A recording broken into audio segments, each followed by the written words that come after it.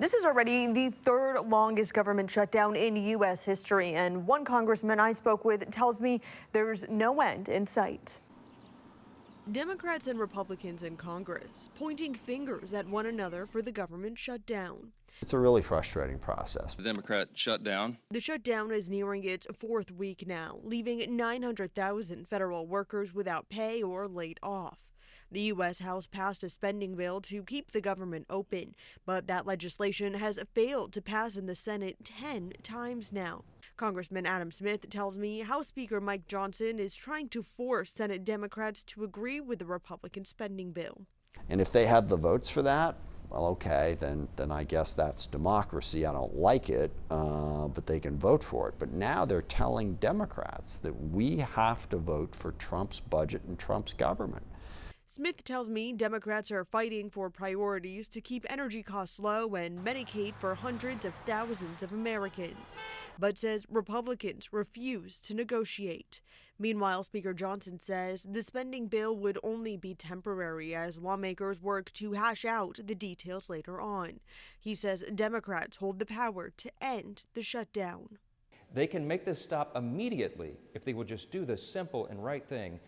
Pass our simple 24-page bill that just merely says status quo, keep the lights on. What's your message to those federal workers who are kind of getting the short end of the stick as the fight goes on for these issues? Well, I can tell you what the federal workers' message has been to me. Don't back down. When I asked Smith last week if there is an end in sight for this government shutdown, he said no end in sight, but a clear way this ends. And that's when Speaker Johnson agrees to negotiate with Democrats in the Senate. Senators are scheduled to be back in session on Monday. Natalie Fahmy, KOKH News. Food bank collecting donations for federal workers affected by the government shutdown. Harry Reid International began collecting donations at its pantry on Thursday and plans to open Monday morning to distribute essential items for those workers in need. That includes everything from food to toiletries, baby products, and pet food. For now, TSA agents and air traffic controllers at the airport are still on the job, but they are working without paychecks. A spokesperson for the Clark County Department of Aviation said operations at Harry Reid are also running smoothly. We decided to do a donation drive, a food and essentials pantry for our federal employees. We began yesterday, and it's going to go through Sunday for collections. And then Monday, the 20th, we're going to be opening it up for our federal employees to come get the essentials that they need. So non-perishable food items, we're accepting gift cards for retail, for gas, for grocery stores, baby supplies, all the things that they need to help get them by during this government shutdown. I mean, there's things like pet care. A lot of people have pets, you know, we got to take care of them as well. Baby formula, diapers, wipes, toiletries, you know, like toilet paper, paper towels, soap, dish soap, and then food items as well. They also noted that during the last major shutdown, which lasted 35 days, a similar effort was made to support the workers. And the workers feel the squeeze from the government shutdown. The state of Maryland is working to make their lives a little easier. Our Leanna Golden tells us what Governor Wes Moore is doing to make their morning commute less of a headache.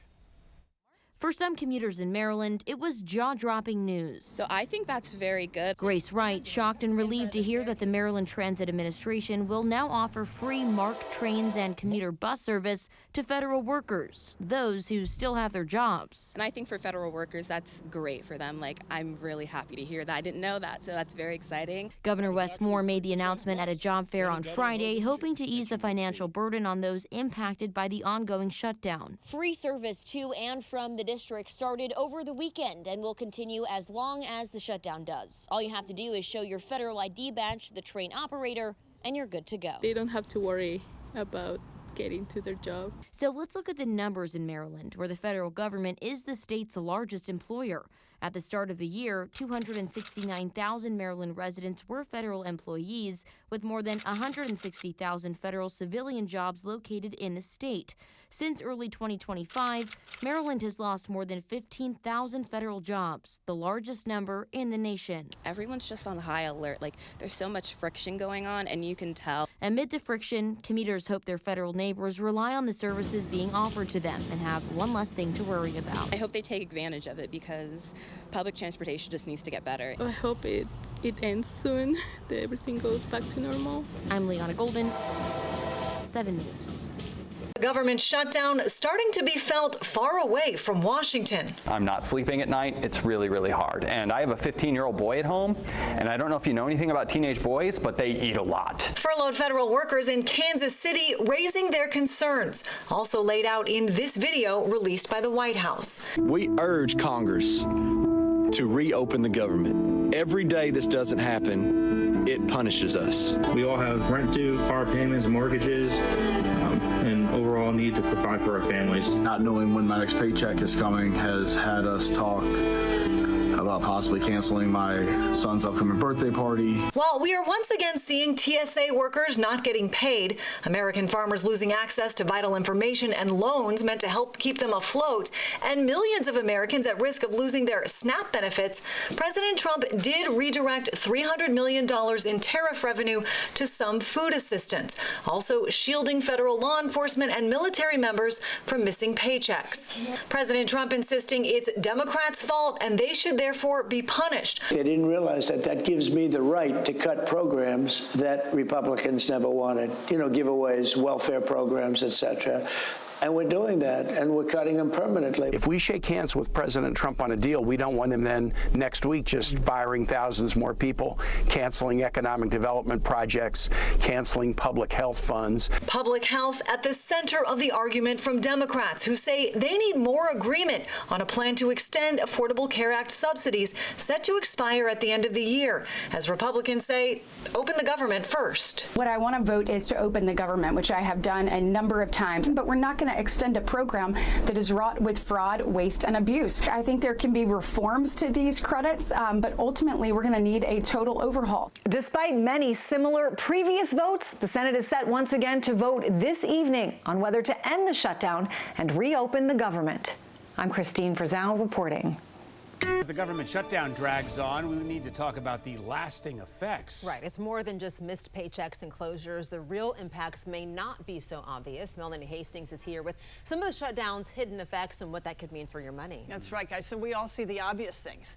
The national parks are closed, federal buildings are closed, and federal workers are not getting their paychecks. But what I found out is that the lasting effects of the government shutdown run a lot deeper than that.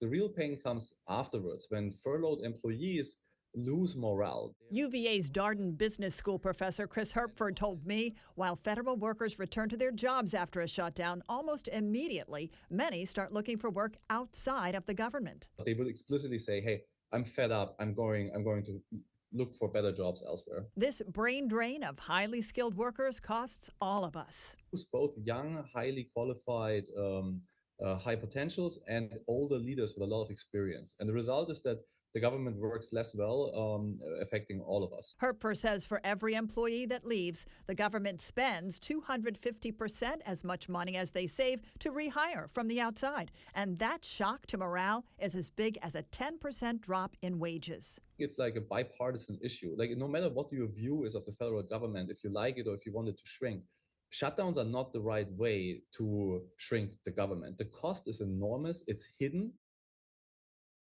Now, several bills have been introduced in both the House and the Senate to prevent government shutdowns from happening, though none has been enacted into law just yet. But what is encouraging, guys, these are bipartisan bills. So everybody is agreeing government shutdowns have to end. Yeah, so maybe in the future. We're going to see some cracks in the system here as this thing drags on even longer. All right, thanks, Mel.